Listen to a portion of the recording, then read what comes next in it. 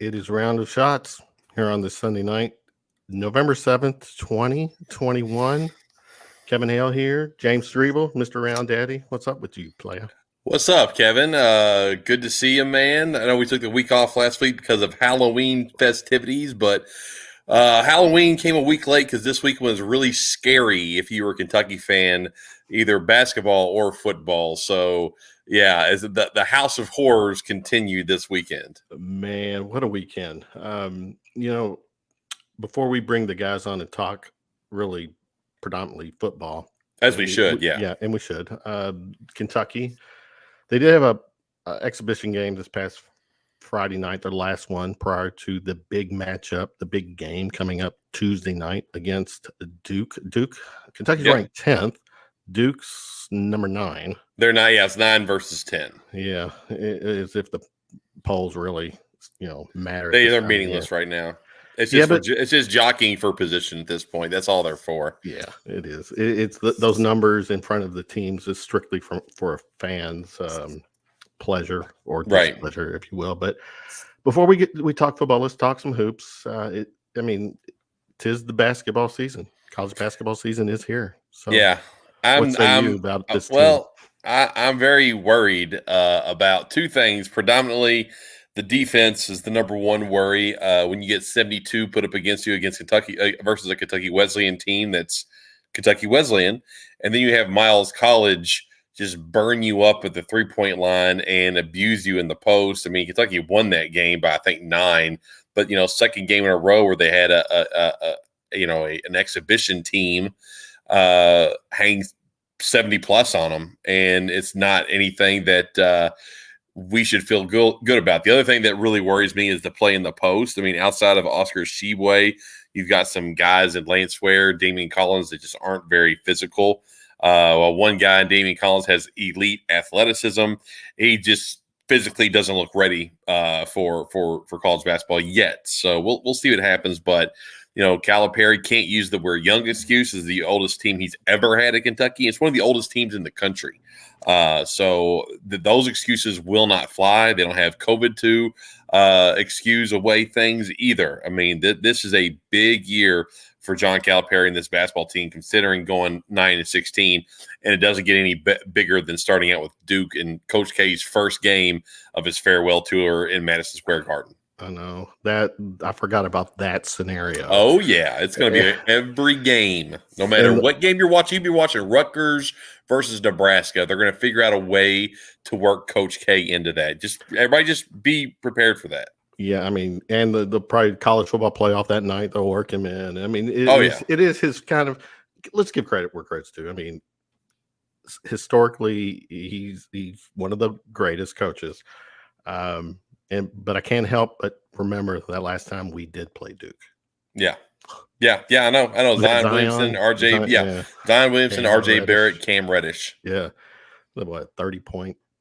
Yeah. It was a beatdown. I don't remember. I mean, Kentucky ended up in the Elite 8 after that. So, I mean, ended up and should have been to the Final Four if it wasn't for, peeing down their legs versus Auburn. But, I mean, things ended up being okay. So, this game isn't make or break.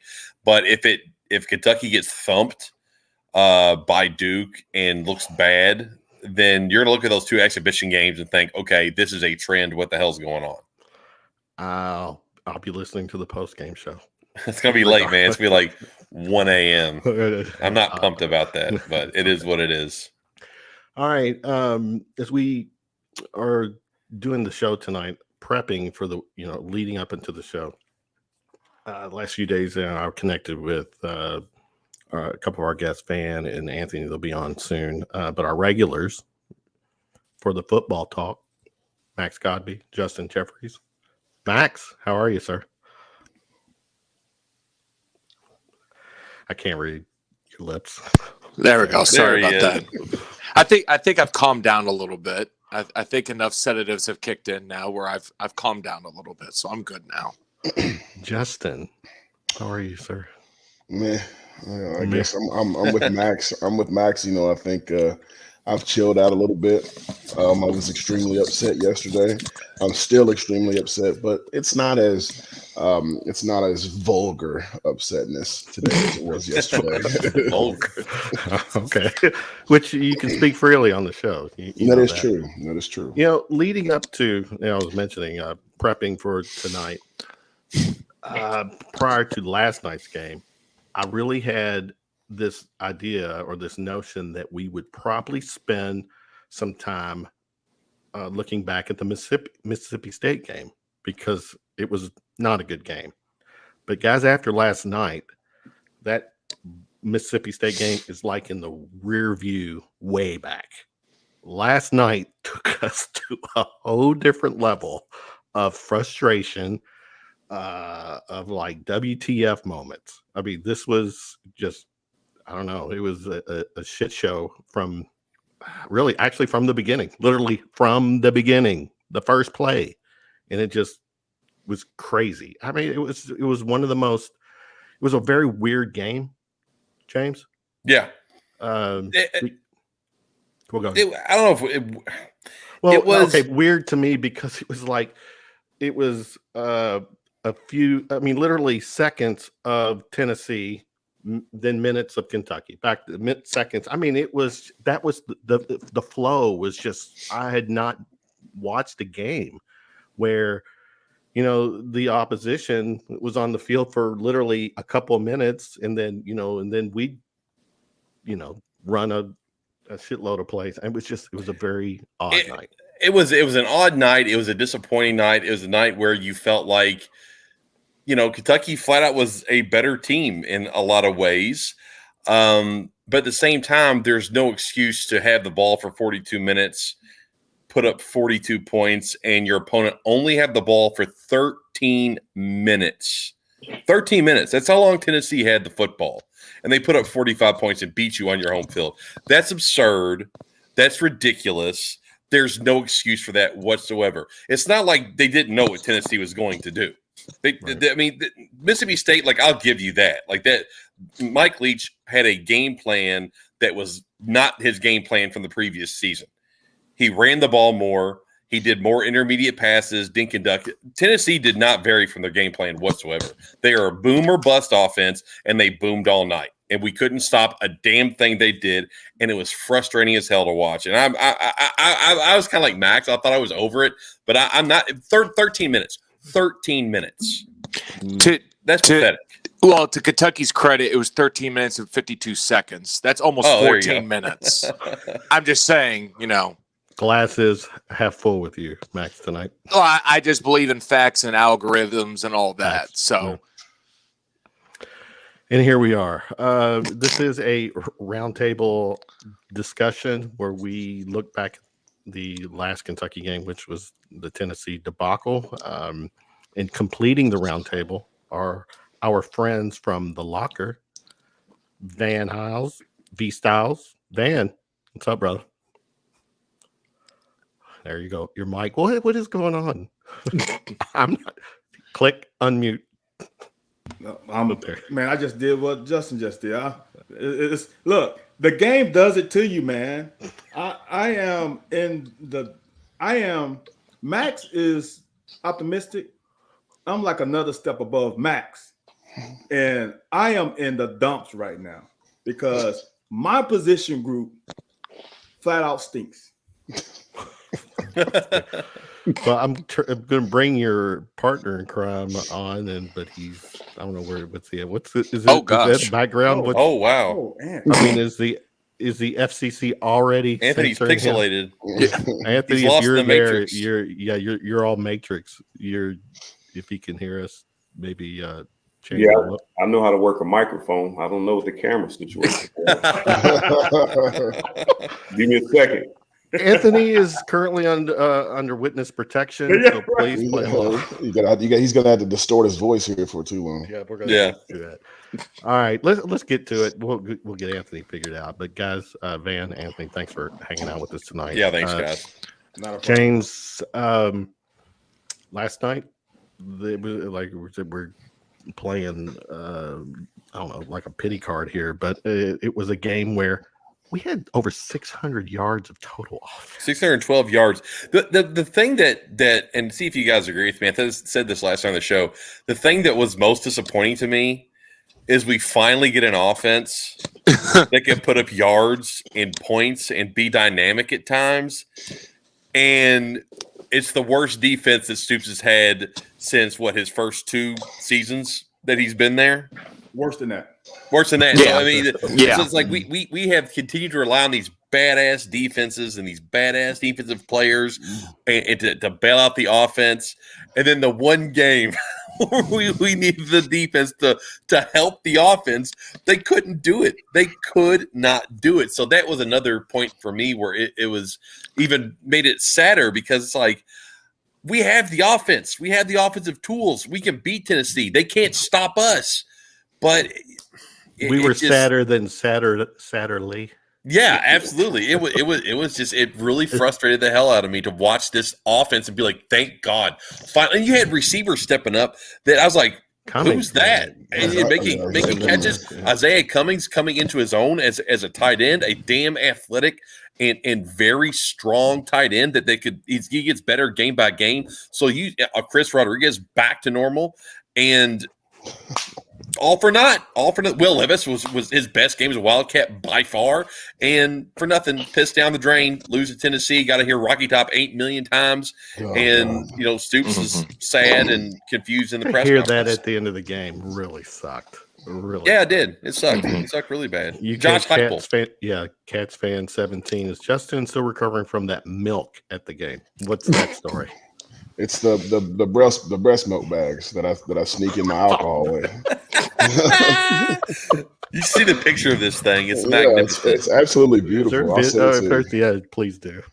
It's absolutely magnificent. Let's go to it. The good. I don't know if we could probably lump in the bad and the downright ugly. So, yes. But let's start with the good. James, you go first. Oh, I mean, I'll say Isaiah Cummings is my good because, at the beginning of the season where Keaton Upshaw goes down as like that athletic, dynamic tight end that Kentucky has, very, similar to like a Jimmy Graham in the NFL when he was in his heydays, somebody like that. And he goes down and, Justin Riggs and Bates are good. They're good serviceable tight ends. But Isaiah Cummings filled that space for Keaton Upshaw to give you a dynamic playmaker with elite athleticism at that position. So it was nice to see him make some catches, look really good, and that guy's going to be good in the future as well. So, I mean, we can spread out the good. So I picked that because there's other things that people will pop up with. But to me, last night, I thought he was very, very impressive. Yeah, definitely need you spread out. There is 6 of us tonight. Right. I'll let Van give me something good from last night. Try. Okay, good. Let me go with this one. That was the C-Rod that I have been waiting for a couple of games. The way I don't know what his contact yards after contact was, but it was a lot.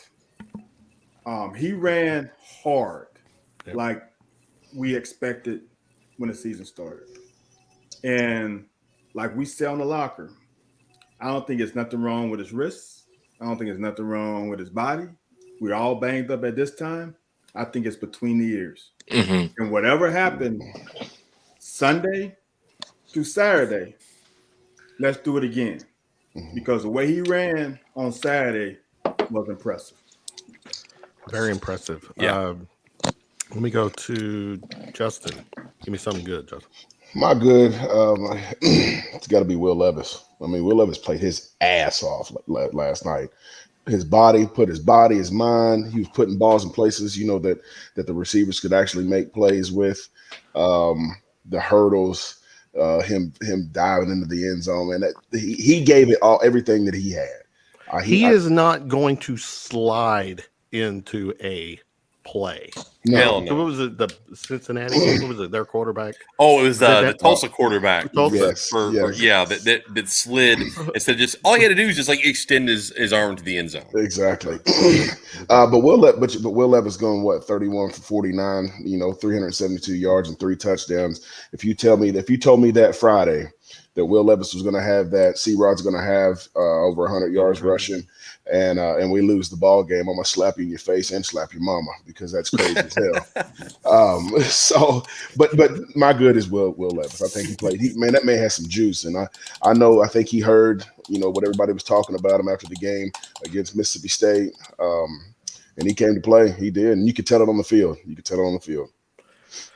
Anthony, we got a different look for you tonight, not the live look, but you are here and your voice will be heard. Give me something good from last night. I take from the game that I thought was positive, and only because, as Van stated on C-Rod issue, we try to diagnose some of these problems. Sometimes we don't come up with answers. And there was another guy that I think, I won't say that he played lights out or made an impact, but I thought Josh Ali, from where I had him at the past 4 or 5 games before he got injured and some putting the ball on the ground, I thought it helped us to get some of the pressure off of Robinson a little bit. In fact, we can go to him on 3rd downs. He's catching the ball. He's keeping it, not losing possession of it. I thought that was huge for his confidence being a senior and, to help us get a little bit of that heat off for Robinson now, so people still got to count on him. There was a short period of time where everybody would ask me when Ali was coming back, and I really didn't care. But I think he vindicated himself yesterday. Yeah, he's really good. Very good take. Max, give me something good. The closer. I would say Liam Cohen, with overall his game plan. I had real big issue with that 4th and 8 call. It was either 4th or 6th or 4th and 8 at the end of the first half. I don't know how much of that was Liam making that call, but I think for the most part, he has grown so much as a coordinator of really dialing in these long drives and these sustaining drives. Shockingly, even when this offense has sputtered at times, very rarely has there been so many 3 and outs that you would see with Eddie Grant. And at least the drives are sustainable. And especially when it comes to the balance, especially right now in the realm of college football, where huddling and under center is a dying type of, or at least going dormant at the time.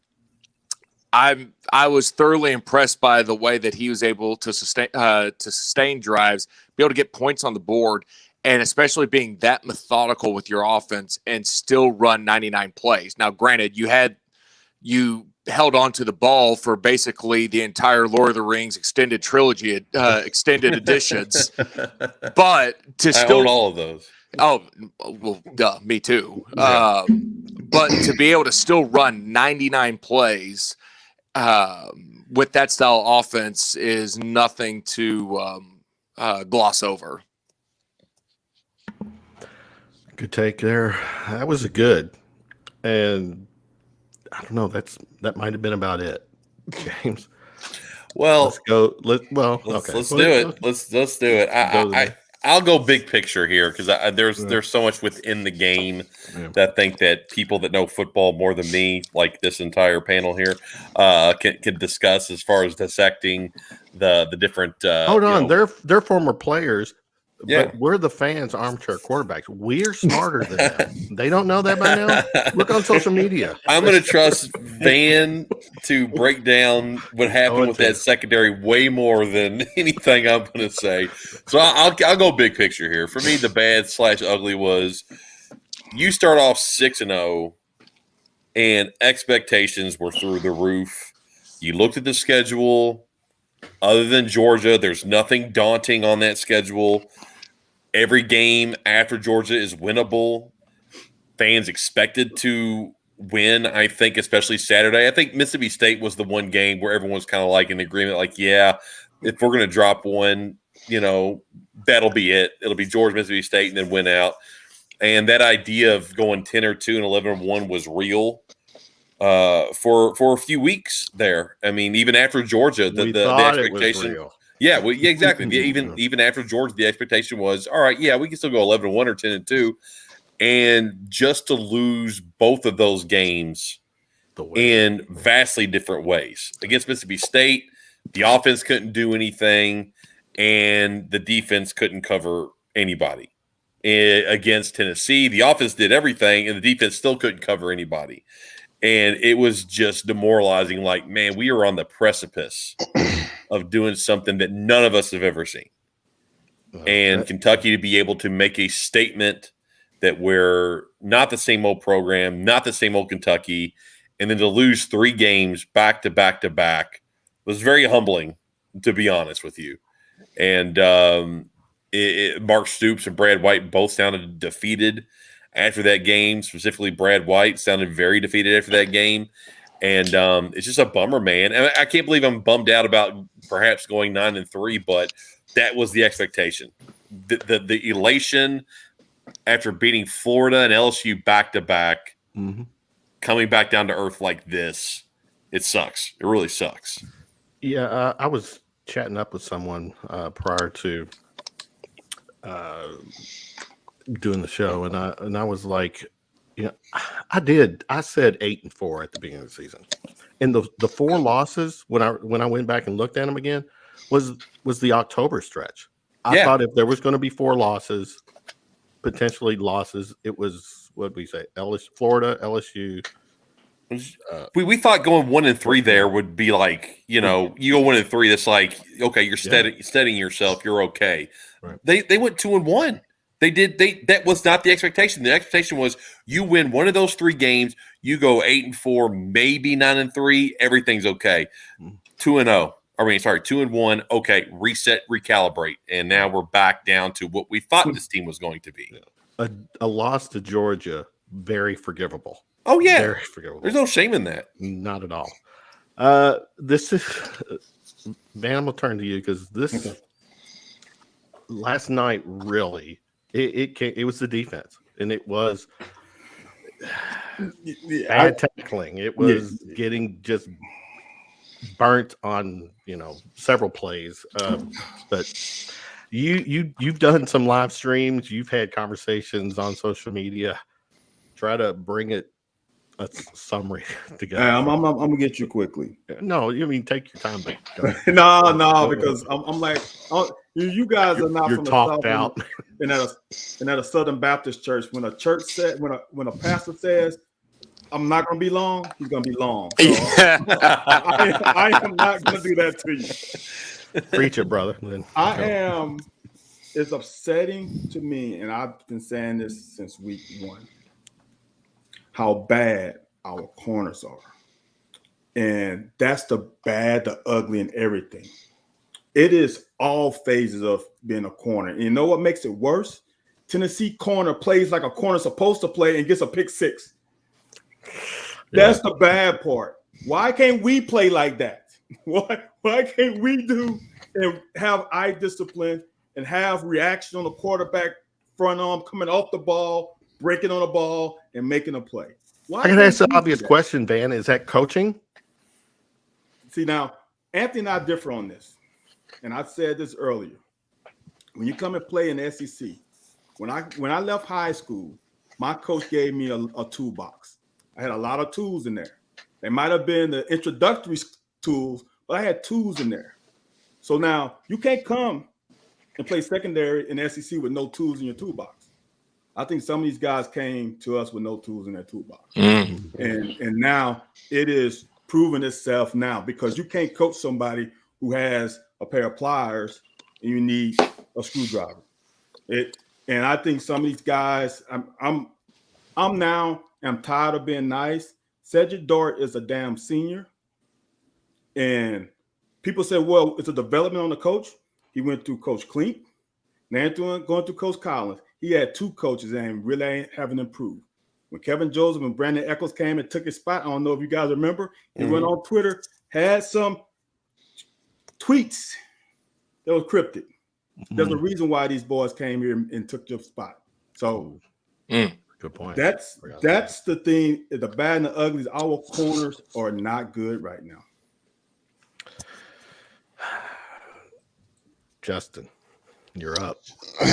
My bad happened over and over and over again. After big play after big play, third down conversions, you would have thought we knew how Tennessee was going to play offensively, and that's with tempo. And constantly, I felt like we were out of position, like we didn't know or didn't think that what we had seen on film for 8 weeks was going to come to fruition. Last night. And but our cramp game was very on spot last night. It was, and I had Cramp game on point. I had some UT guys sitting next to me, and I said, "Oh, Lou, watch, he's gonna go down now." Bam, he went down. But I just felt like we were unprepared. And I know the post game show and Stoops and White, kind of reiterated that, but just the unpreparedness, for UT's tempoed offense, I think it's inexcusable. I mean, let's call a spade a spade. It's inexcusable. Anthony, bring it. Give me the bad. It's for me, I guess I'll do big picture as well. And Van is absolutely right that we do look at this not completely different. We look at it differently. I'm gonna give you a couple instances, and I'm gonna let you figure it out. That's what I do. I give you information, let you do the math. The first quiz at the end of this presentation. What's that? Is there a quiz at the end of this presentation you're about to give? Yeah, there's a quiz because going forward, you take this information, you dissect it, and regurgitate it to the people that listen to you. There you go. And if you do a good job, you will get rave reviews. If you do a bad job, you'll get all this hate that's been on Twitter all day today that people been throwing out to the people who try to talk sense into what happened in the game. So that's all I'm trying to do. Give it to us, Professor. First play of the game. And this is why I can't understand why Van stands on the side he stands on. The cornerback sets a hard edge and makes the receiver at least cut it back inside, not run straight to the field, but at least try to cut it back inside. You should have Jones coming. I think Robinson was coming. And Ty. And Agent. Yep. And Agent was coming. If you turn it back into three people and he breaks those tackles, it's super. We didn't do that. And here's why I say I played against a Mississippi State team under Joe Lee Dunn, and I kid you not. And I've been telling people this for 20-some years. I got hit by 7 and 8 people every time I touched the ball. And I played in an all-star game with those guys, and I asked them, I said, how do y'all do it? He said, that's where we practice. And practice, all 9 people got to get there. Only people who don't have to touch the runner is the backside corner and maybe the backside safety. Everybody else is getting there, and I was getting hit by 7 and 8 people. I say this as well. Wandale Robinson caught, though he catches laser passes all the time. He may break one every now and then, but he has to break a couple tackles. When the sense of urgency to get Wandale to the ground before he gets started is completely different than our sense of urgency from our corners and our defensive backs. And as Van stated, I expect a little bit more at our safeties. I think our safeties has digressed since the LSU game. And there was another situation. The other one was, which is the other thing Van said when we got the pick six. The cornerback is playing the position he's supposed to be. We're not sitting back on your heels when the ball is coming out of the quarterback's hands, and now you got to come up. Now you got a hell of a deal to tackle that guy. But if like Van said, if you hit him at the point of attack, the ball's coming out, and you're on your way as the arm is cocking back, or as the ball is being released, you can get there right as the ball come. And I know it's tough to escape when I got to concentrate on catching the ball first and then get up the field when there's a guy right next to me. You give me 5 yards, I'm shaking anybody down. So I feel like there's a sense of urgency, and the reason I blame the coaches is because I think if you practice it and you harness it, I don't know if Van ever played with Lovie Smith, but that was one of Lovie Smith's things. If he sees you change speed on the field, then it's bad. There's no reason for you to be changing speed. You need to be coming 100% all the time. So I think there's some things that can fix the end this whole dialogue. The ugly big picture is I don't think we're going to fix any of that stuff. And it's a good thing we have probably the three most inferior opponents we had all year are coming up. So we won't have to make a lot of progress to beat them. But since the LSU game, we haven't made a lot of progress through coaching or scheme and just execution. Yeah, I hate to be a party pooper, but if we play the way we played these last two games in that season finale at Papa, I'm not convinced that we're going to go in and win that game. It's a rivalry game. Okay. I'm not worried. They're melting down. I mean, Okay. I'm not worried about that at all. Yeah, I'm not worried about the one iota. All right, you all didn't think we were going to go beat Lamar, that season either. I know, right? Right. But I'm just saying. Max, you're up, and before I do it, I don't want to do this, but I felt like I need to. During this season of our shows covering football portion, you've spoke very highly of the defensive coordinator, Brad White. Yeah. I think the defense has been piss poor the last few games, and ultimately he's accountable, correct? Well, he's 100%. And I talked about it on the post-game show. Which is what that calls. 590 AM WVLK. Immediately. Everyone will get their turn. Immediately after the game. But no, I think because someone raised the question of, well, is Brad White who we really think he is? And I said, there's a difference between looking at someone from a career aspect versus the specific job that they're doing at this exact moment. Do I think Brad White is a very good defensive coordinator? Yes, I do. Do I change or take back anything that I've said about Brad White and the job that he's doing at UK? Absolutely not. Has he stunk up the past 3 weeks? Yes, he has. And I don't know, and I'm kind of in between when it comes to Van and Anthony on it. I think Van brings up a really good point. And I'm wondering with a lot of these guys, I'd be interested to see where they went to school, who are their high school coaches.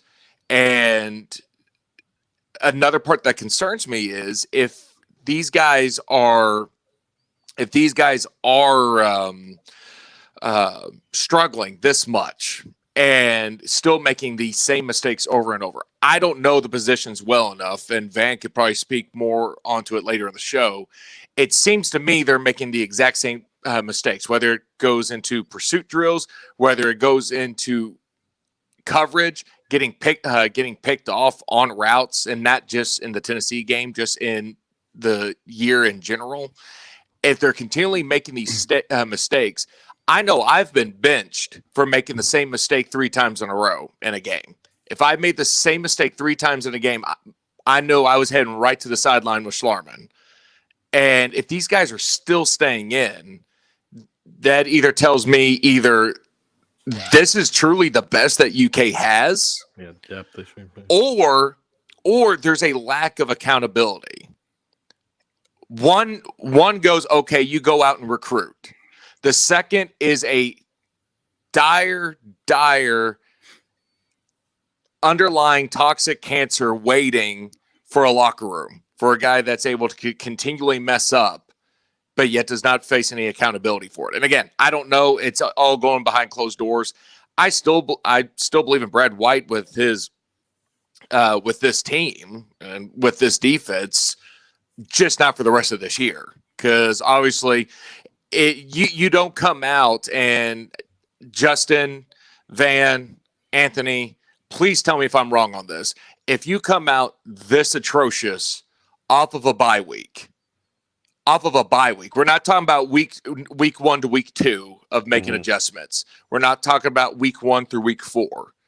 2 weeks to decompress and get your minds right, and then you go into a 2-week slide like this. To me, that kind of speaks volumes. That I think that the defense is an easy blame and it's an easy target right now, but that's something that's not being addressed as well. That this wasn't after just some random time as a team. It was just it was or just random thing during the game. There was something that happened. I don't know what it was. I don't know what the setup was, but that was more my take for it. Van, I'm gonna jump right back to you. Respond to that. This is how I'll respond to this. All right. Coach can't get inside your body. Coach can't coach heart. Coach can't coach will. Coach can't coach want to.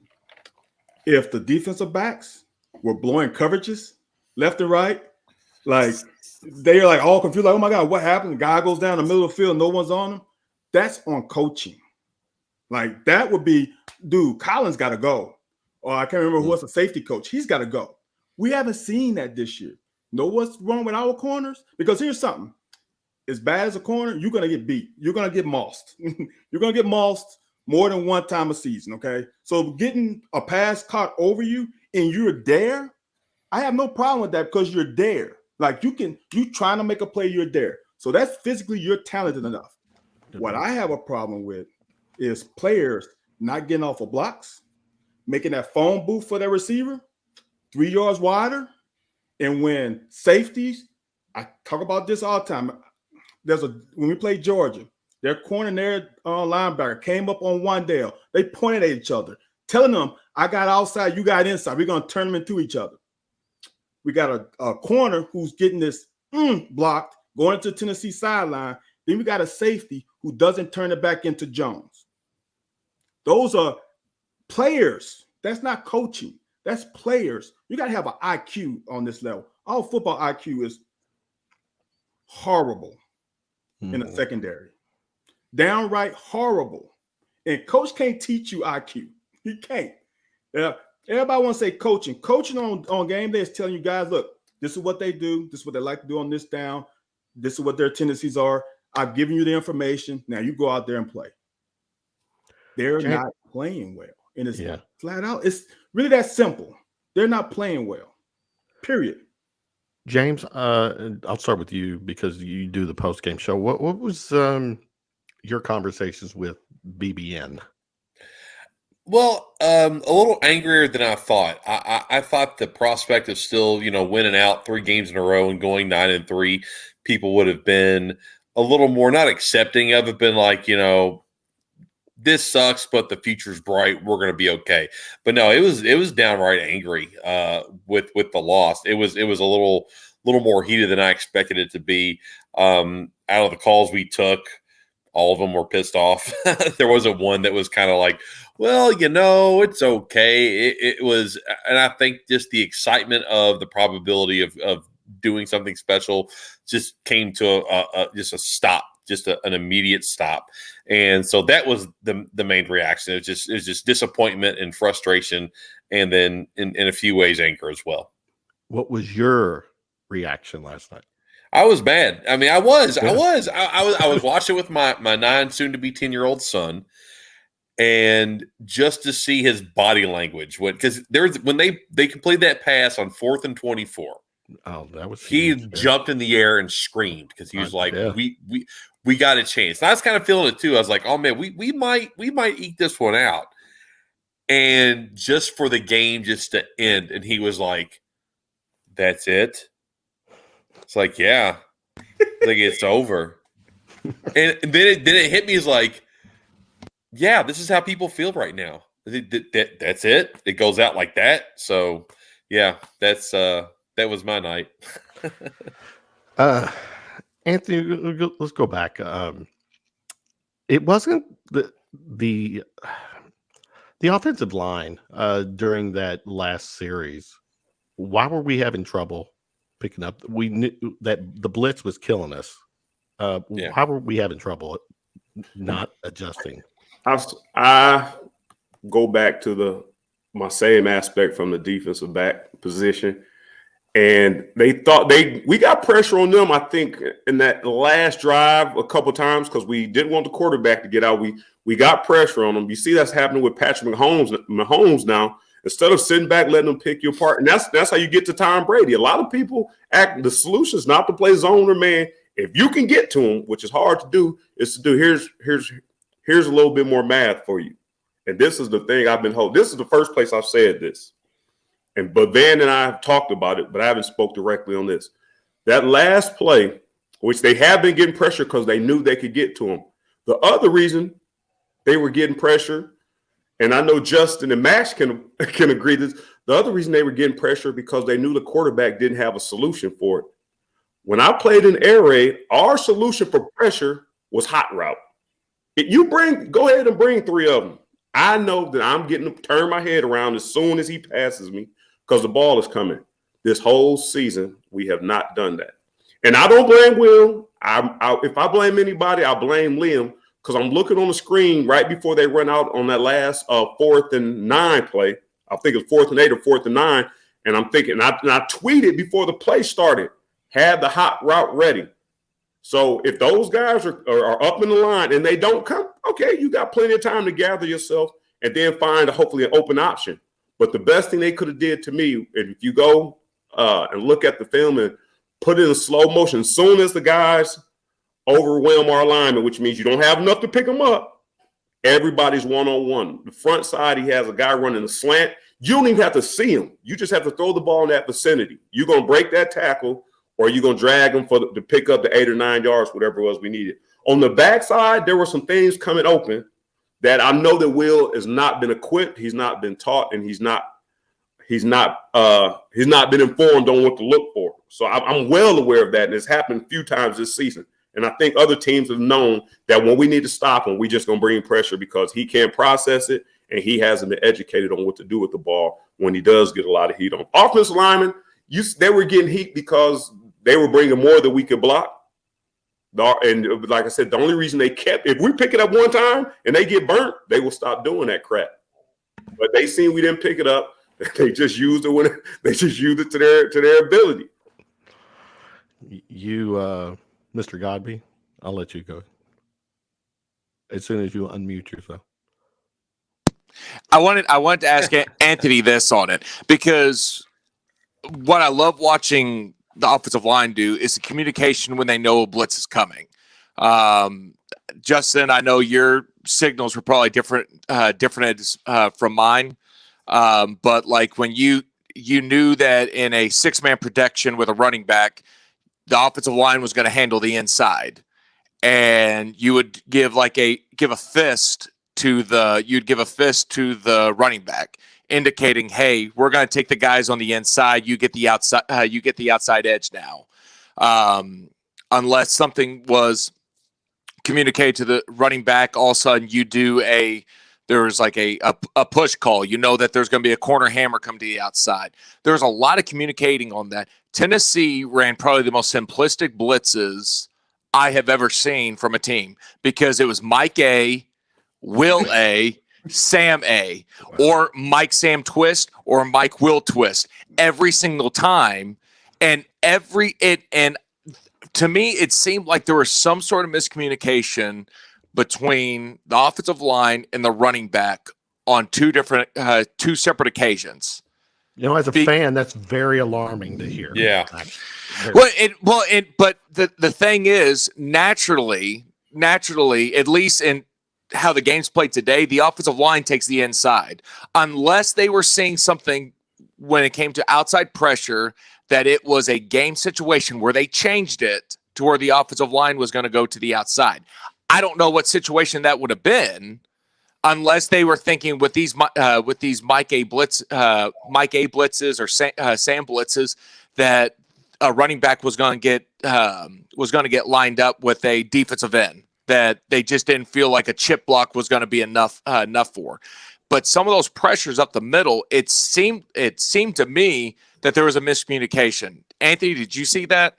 Yeah, now I was going to ask you this, and you asked me in my playing days, which I thought it may have been because of Tim Couch's because of his intelligence and IQ. I set the defense because I can see side to side. The center really can't see what's going on the outside if a corner is creeping or something like that. So I sent the offensive line one way. So if I seen pressure coming, Tim and I both knew that when this guy comes, we basically running an option or read option. If he comes, then he dumps over his head to me. If he doesn't come, but I was going to ask you this. I did see there's some confusion, and this is where the defensive question or the defensive aspect, Van and I had a difference on. So I'm going to go there with you with the offensive line. If you keep getting beat on it, and we're in game, because they're only going to keep running it if you're not stopping it. If we're in game and we keep getting beat on, maybe it's communication, maybe you're not getting outside. Isn't it for Wolford to just give you a simple read? We're not going to do any thinking. You stay home. We're going to, go 12 or, go 12, get some help in there. Isn't the offensive line coach supposed to make an adjustment if you continue to get beat on it to help you out? Justin, let me let Justin jump in first, and then Max, you can follow up. What do you say, Russ? So I know when we played LSU back in 2007, I know I talk about that a lot, but we played one of the craziest, toughest defensive lines I've ever played against. And we had some issues early with just man-to-man blocking. What we did as our offensive line coach communicated with then Joker or Randy Sanders, and we went to almost strictly slide protection. Strictly slide protection, because everybody's helping everybody. So I don't know, like I said, things are a little bit different now, the way that they handle them, but I agree. I mean, as an offensive line coach, you're the one talking to the guys up front, and then you have to be able to relay that information and make in-game adjustments like that. See, the only difference that I would have made, I love slide protection, especially if you're getting beat on the outside, whether it's with a delayed shark blitz or with a corner hammer. When you're getting that kind of pressure on the inside, we both with Mike Summers and John Schlarman, you would go to a max protection. And so instead of having the center play side guard and play side tackle go one side, and then the backside guard and backside tackle go the opposite side, work on combinations to the backside. Basically, everyone took a step into the center and basically saying, we're not going to get beat up the middle. You're now telling your running back, you are going to take the tail end of the backside. So he is now going to be blindside protector on that. That tells the quarterback that if it's a 5-step play, you now have about 2.5, 3-step drop, because you've got a running back on a defensive end. And if there's a guy screaming to the outside, that's his guy. So he's got to throw it before that guy starts screaming in. But when we did offensive line play, anytime you had inside blitzes, that's what you would go with. Or if you had situations, what Louisville used to do when Charlie Strong was there, where you would have one down defensive lineman and then the rest were linebackers, and they would just keep moving around. You would switch between slide protection and max protection, because you knew those guys were not going to beat a running back to the outside. You knew that the quarterback be able to throw off of them. So everyone just stepped in, and if someone was in the gap, just go ahead and take them. Can I say something real quick though, guys? Absolutely. Go ahead, Ben. We just spent, a lot of time on the offensive line. We passed the down ball 49 times. Tennessee had 3 sacks and 2 hurries. 3 sacks and 2 hurries. A lot of that was on the last play. I understand all the things we're saying, and it's like we always remember the last thing that happened. Of course. The last thing that happened was they came to blitz 2 straight plays, basically 3 plays in a row. Granted. But the offensive line wasn't a problem. They had 3 sacks and 2 hurries. So it's I wish we had something else on that play, on that last drive, but it really shouldn't have came to the damn last drive. It really should not have even come to that. And for me, I'm not an offensive lineman. Max and Justin are definitely former offensive linemen, but the offensive line has been getting a lot of critiquing this year when Will hasn't climbed the pocket a lot, and those sacks are a lot on him. I don't think they have played that poorly this year, and they damn sure didn't play that poorly on Saturday. No, that's a great point. I am still that last series is what's in my head, and it's what have you done for me lately, Yes. James? Yeah. After watching last night, now listening to this conversation, what is your feeling about moving forward with the team? Well, they're in a great position going forward, just because I think people forget, not forget, but the hurdle ease a little more when you have Vanderbilt and New Mexico State back to back. Then you go on the road, you beat your rival Louisville at their place to just completely. I mean, there's gonna be like 1,000 people at that game. They're all gonna be Kentucky fans the way it's going right now. But I think the prospect of doing that and then getting into a decent bowl, something like a Outback Bowl or something like that, people will not forget about it, but it'll ease the pain and they'll have something else to look forward to. So I think you give it about a week or so and then it'll die down. But I think this week there are going to be a lot of questions and still a lot of Bandy is what the doctor ordered. What's that? Is Bandy just what the doctor? Vandy, New Mexico State is exactly what the doctor ordered. Yep, back to back. Let's get it. That's like 2 bye weeks in a row. Or should be. It should be. I mean, we did struggle against Chattanooga. Should be. Yeah, that's important. But Justin, were you going to say something? No. I was just agreeing. Yeah. Okay. I'll go real quick around the table. Final thoughts before we kind of get away from Kentucky football. I think that's for me. That's my final thoughts on Kentucky football. There, okay. You've got 2 weeks to make up for it, and then beat Louisville. We're good to go. All right, Van. Final thought. Kentucky football thought. I'm not a guy who's high on like a real. I don't know the knowledge of the transfer portal and high school recruiting, but whomever, look at me right now. If you're a corner that's in the portal and you're not getting playing time and you are a good corner, we've got sexy offensive portal transfers. Look, and what Anthony said, you ain't gonna practice hard either. So come here, play corner. You're gonna be at the country club. But if you can ball out, got some heart and some will and some want to tackle, you will play right away. So all we need, I'm sending out an APB. All we need is 2. We need 2 of you guys, please. I don't know the phone number to. I was going to say I've got it. I was just right before the show came on. I was watching TV and one of those depressing commercials came on where. The puppies, the animals, the dog shelter, playing the sad music and the voice of the lady.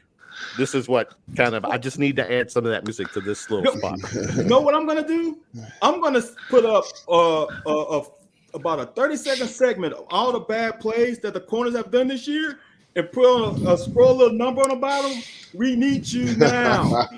Please, all the corners. I don't care if you're from the Big 10, Big 12. I don't care. If you're over 6 feet, long arms. Van's going to put up an NIL for them also. Yes. He goes, yes. Yeah. I mean, you could be the official corner of Van. Yeah. Yeah. Anthony, final UK football take. I just want to see progress. Like I said, I don't know. I never really got a quiet feeling. I spend a lot of time with Van talking, but I never got a feel of how you guys feel. I just feel like we got to make in-game adjustments or help the players out. If they are inadequate at a job, and I'm going to say this. I don't want to keep you long. I want to say this, though. There was some question on how good of a pass blocker I was. You could take me out of the game, and you may have a back that don't receive the ball as well or run the ball and put somebody who can just block. Or you can adjust your scheme to, you know what, we're not going to – this guy's going to keep blitzing because you can't go out on the route when he's blitzing. But we just chip him or go hot off him. Those are in-game adjustments. That's why I'm so big on in-game adjustments, Because when I played, it made us extremely successful, and that's why teams couldn't stop us, because we would adjust to whatever you do. Not, well, they should have been working on this all week. They made poor read. I know you need to. I feel like they should help them. Now, I'm not saying the players shouldn't take accountability, but like Max said earlier, I don't think there's accountability. So my take is, going into these last 3 games, like, there's going to be inferior opponents, but please, by God, don't get into a shootout with Vandy. Just because you took it easy and you're not going to make adjustments. Because Vandy guys are smart. They don't just go to Vandy. I think you got to have like a 5.0 grade. And don't get into a shootout with Louisville. Don't give Louisville a chance to play with us. But my since the closest game coming, the closest big game we got coming is Vandy. Please don't get into a shootout with Vandy, because I think that will hurt the fan base. Even if we win, just being in a shootout with them, I think will hurt the fan base as well. I mean, as former players, Justin, I'll start with you. Is there tension in the locker room right now? Absolutely. Is there? Hell yeah. There's guys in there bitching back and forth. You can't, I'm guaranteed there's a wide receiver that when they go to practice next and he burns Yusuf Corker or somebody else, he's gonna let him hear about it. Hey, that's why your bitch ass couldn't do shit against UT, because I just burned you, some stuff like that. I mean, I've done it when practice, when we go through our stages and we be in one-on-ones, and I dog walk somebody else. That's why your bitch ass couldn't get no pressure against, Georgia or somebody like that. So yeah, I think stuff like that happens. Absolutely. Mm-hmm. Especially with guys that have as much, when you get to that level of football, man, you have the mentality that you're supposed to be the best. That's what Van's talking about. You're supposed to have that mental fortitude to be the best in the SEC. I mean, that's what we've been taught to do. Mm-hmm. But I'm going to go off of Van's point. Last time, I guess it was against Georgia, I put out a tweet that said, if you're just a half-ass decent wide receiver, you can come in and play right now. And look what happened. Now the wide receivers are catching the football. Now he can catch. Now Isaiah can come in is a viable option. Now Josh Ali comes back and is playing football. So hopefully what Van Levis did, is catching football. Yeah. So hopefully what Van did is does to the defensive backs and what it did from me on the wide receiver. So let's hope. We'll see. Real quick, Max, final UK football take.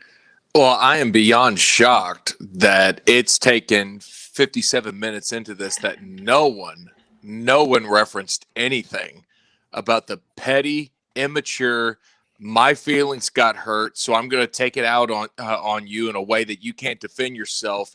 Pitiful excuse of human beings that are the SEC officiating crew. I was looking at gosh. for you. Oh my gosh. I mean, you disgust me as a person that you make such a big mistake.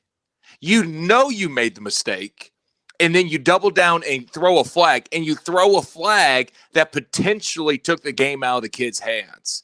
That's not a SEC short. The SEC officiating's bad. No, you're an awful person. You're a degenerate of a person to be able to do that, because you're not a man, because you hit it behind a penalty flag. And yeah, he's not a man.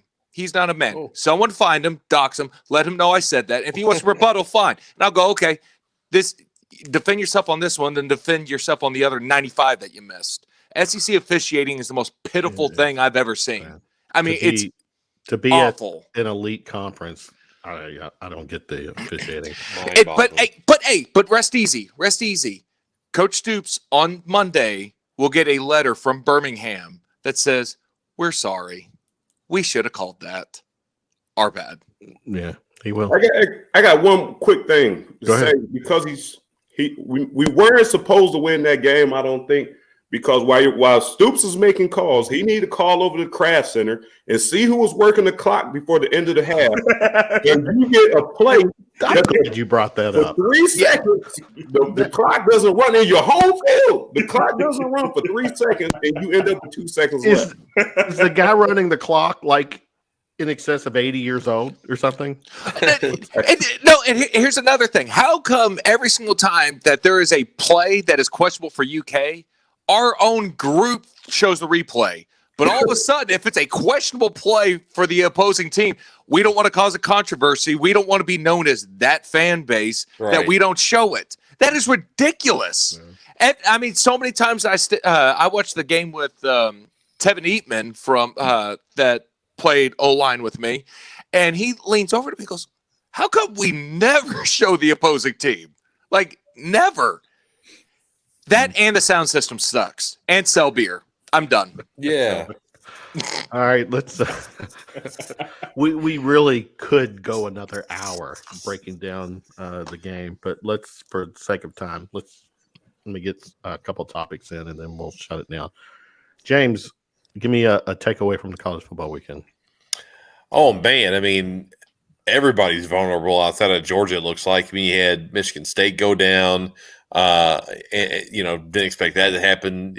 And then close call for Alabama. Close call for Alabama. Exactly right. Cincinnati that got broke for Alabama. No, what was it? There was like for 30 some games they scored 30 or more points. Oh wow, yeah, that was great. But Cincinnati, looked fraudulent. So everybody's vulnerable, it seems, except for Georgia. I think we all know what the Final Four in the college football playoff is going to be. But, if one of these or two of these teams lose again, I mean, I'm all for the anarchy and the chaos and seeing some teams shuffle around. So I think it's going to be a fun last couple of weeks, or not last couple, last few weeks of college football. Yeah. Give me your top four right now. Oh, gosh. I'd go Georgia. I'd go, I guess, Alabama. They don't have to be in the order, but your four. Okay, Georgia, Alabama, Ohio State, and Oregon. Okay. Van, a takeaway from the weekend? Man, I really was opposed to having anything more than a 14 playoff. I was like, it's stupid. You're going to make these kids play that many more games? After all that's happened the last 2 weeks, I'm a proponent of the 12-team playoff, because you know what? Anyone can beat anyone now. Mm-hmm. And I think Georgia is the only solid team. Yeah. You can toss in a few teams that can play in and beat anybody. So right now, I am a proponent of the 12-team playoff. I said I would never go more than 4, but the way football is now, man, get more guys in there. Justin, takeaway. South Carolina, unfortunately, made that win against Florida look like hot ass garbage. Yeah, because Florida is a dumpster fire, and I don't know what it is. Dan Mullen, he must be, I don't know, suckling on some titty somewhere, but he needs to get back in the damn. He needs to get back in the damn film room. Goodness gracious, for him being this offensive guru, offensive genius, he ain't doing nothing to lose to South Carolina. Come on. Styles with the TO here. Because TO or technical? I don't know what. It makes me mad because I was so hype about that win, and then they go down there and lay an egg. So that's my takeaway. Staying there. Does now Florida and LSU, that 6-0 run is not so dazzling after all. Man, oh no! Do not do that. Do not do that. I'm there. Do not do that. If we lose, you would have lost to them. You wouldn't have been saying this. You beat the team when you beat them. There's something to be said about when you beat somebody and they go down in the dumpster. That I can agree. I can. And LSU has been injured. I stand corrected. So don't do that. Yeah. All right. Okay. Plus, think of that name on that jersey. It means something to beat that name. It still does. You're right. You're right. Bad take up. It just sucks. It really sucks. You put all that effort in, and you think you got a really good win, and then it just falls apart. It was a really good win, man. It was a good win, but man, it looks like shit now. That's why I'm getting mad. That's what I would say. But anyway, here's something crazy. Here's something that I hate with all that. Mississippi State is the only team in conference that has 3 wins over top 25 teams, right? Yeah, that is true. All the teams they beat were not the teams they played when they played them. So not this bullshit about that's such bull, man. Okay, don't do that. Don't do that. Preach. It hurts. Anthony, take away from the weekend. I'm going to help my man Justin out, man. Please do. And I know I may stand alone with this, but I had a lot of people take this tape.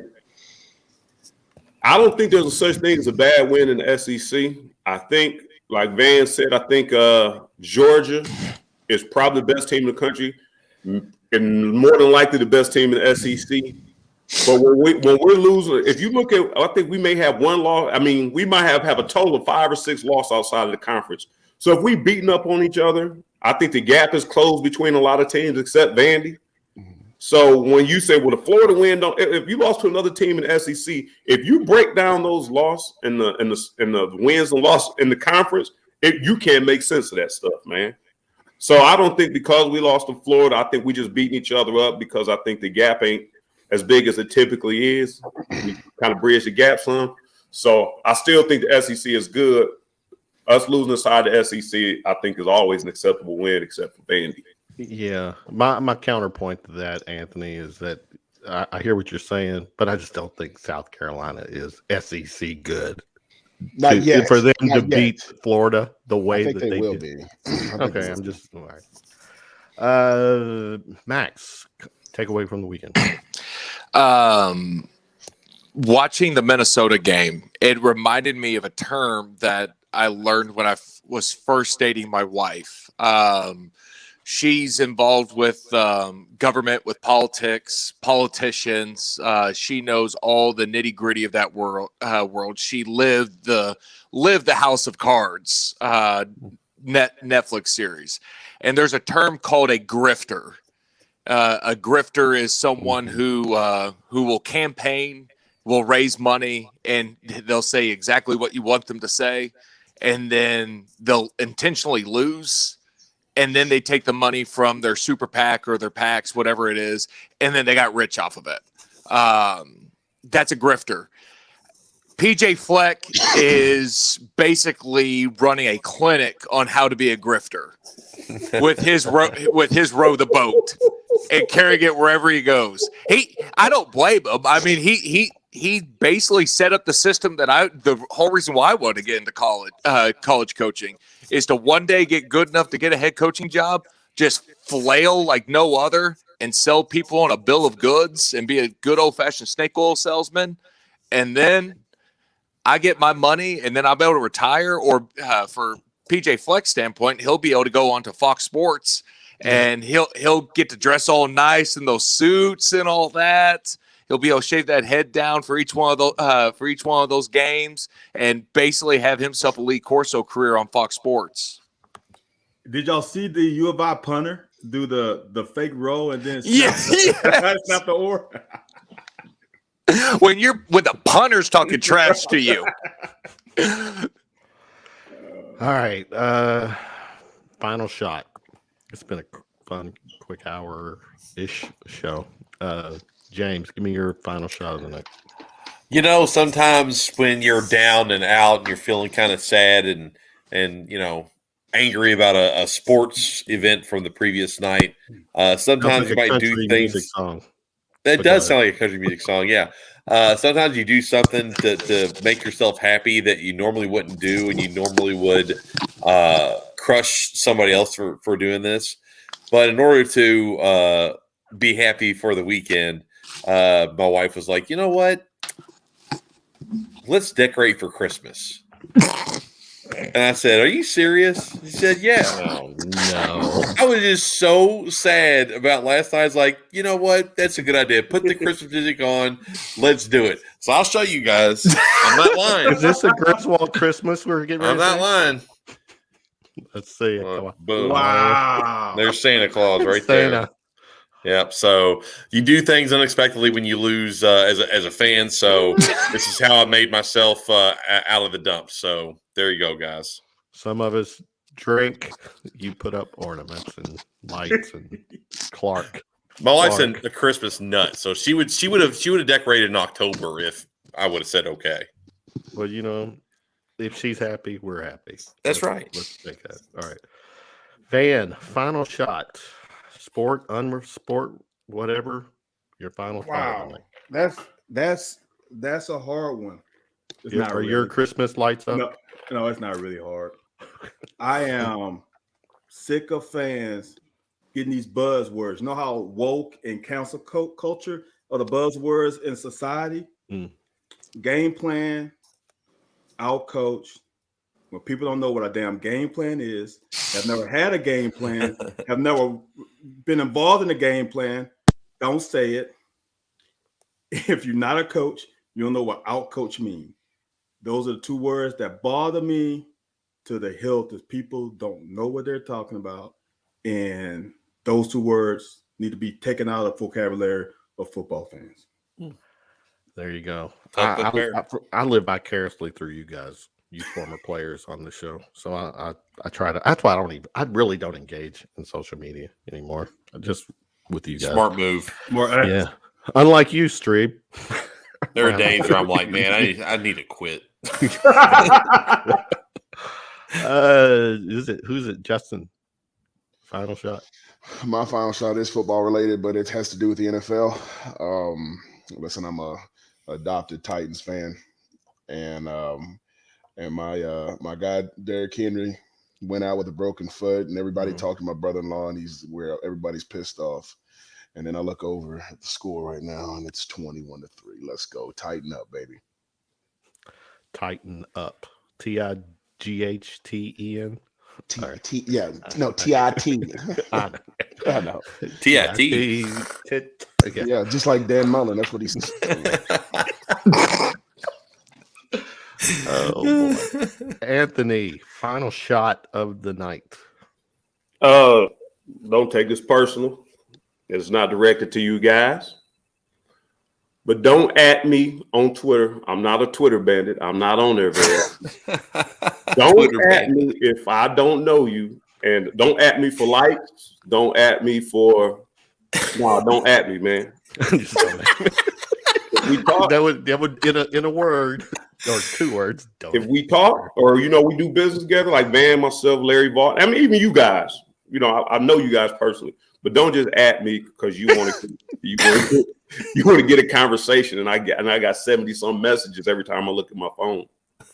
Well, you guys are kind of like, man, you two really, Van and Anthony, your show. I mean, the stuff you do, the information you share, it's engaging. It's funny too, man. That's funny. Well, they can at the show, but if I don't, then I know why you at me. But don't at me. Don't at me. That has to be a shirt or a hashtag. Don't. Tennessee fans were at me all from midnight yesterday and through my Sunday morning show, still at 10, 11 o'clock the next morning. Well, not at me, but they were having a conversation. But I was in the conversation. Van, you on mute. Well, I didn't want to talk over you. You want to laugh over you. Dude, that was classic. Thanks for that laugh, man. I don't think I've cried this much since Saturday at about 11 p.m. Yeah. Tears of joy. Max, it's you. Final shot of the night, bro. Three quick things. One, it's never okay to dox. So even though the SEC official is awful, don't dox him. We don't need another lawsuit like happened with the basketball ref. So don't do that. No. Max was just being over dramatic. Secondly, Anthony, I love you, but just because you said that, I'm now adding you in every single possible meme I find. And even if it has nothing to do with you, I'm just going to just put at A.White every single time. It's like, man, case of the Mondays, am I right? At A.White. You know there's a block button, right? And then finally, my biggest coping mechanism, there is no secret about it. It's in my Twitter bio. Since I'm a little lovable troll on Twitter, I live in that world. Obviously, something dropped during the week that maybe, James, maybe you're the only person that got excited over it. Yes. But oh my goodness, the new Book of Boba Fett show, I am beyond excited about. I am beyond thrilled.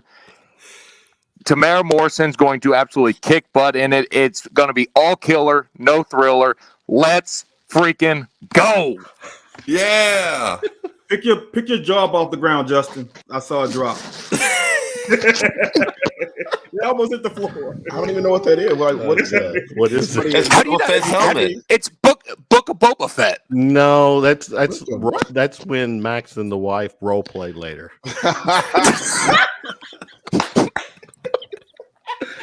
That's something I'm supposed to say. Yeah, that's most of my jokes. Yeah, that's true. All right. James, I'm gonna let everybody real quick give your call tags. People can connect with you guys. Go. All right, James Strebel, ESPN 680 1057 in Louisville. I do the post-game shows, Kentucky Fish and Wildlife post-game show, basketball and football now. I'm doing both, so I'm going to be very busy this week. Tuesday night basketball, Friday night basketball, Saturday night football. It's good money, though.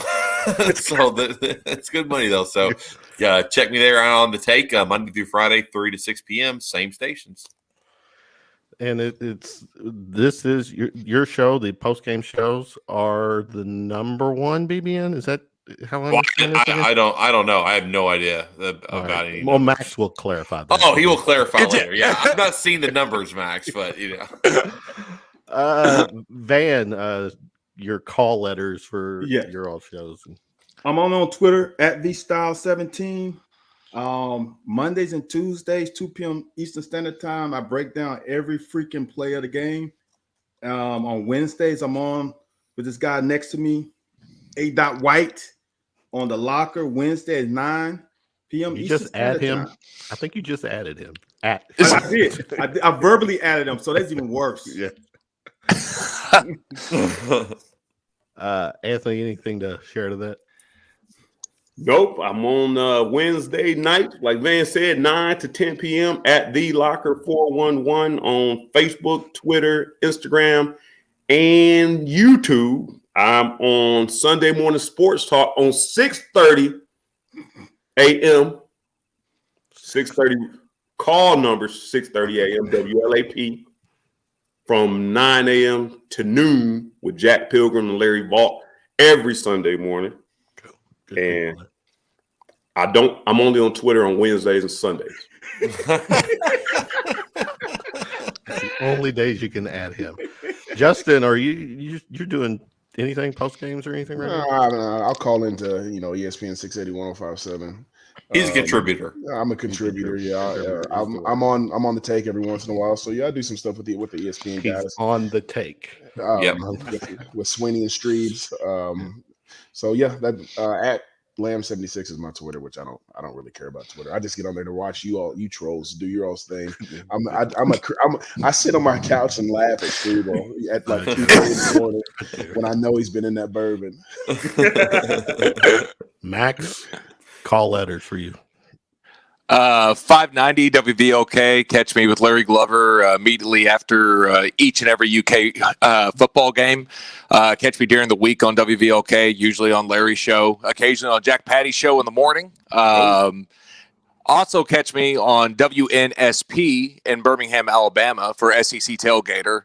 I give the Kentucky contribution, which the past 2 weeks have been absolutely abysmal to come back to after I talk a whole lot of smack on that show. So Saturday is going to be fun for me. Prayers would be appreciated. And then finally, of course, as James showed this, I wasn't going to go ahead and make this announcement, but today, now, because since James put up all this Christmas stuff, starts my war on Christmas. The Christmas boundary has been pushed more and more every single year. And me, as a lineman who loves food, as a man who respects the sanctimony of Thanksgiving, I feel it is my God-given authority and God-given right to push back as violently as humanly possible through social media and shame people onto celebrating Christmas too early. So I will start that war until Thanksgiving is over, and then Friday the war will cease. But James, you are on my list now. Okay. I made your list and I made Santa's list today too. So I'm on two lists. All right. Round of Shots. You can find the show on all the podcast platforms. Round of Shots. James, Justin, Max, Van, Anthony. Good stuff tonight. Go Cats. We'll do it again. Appreciate it, fellas.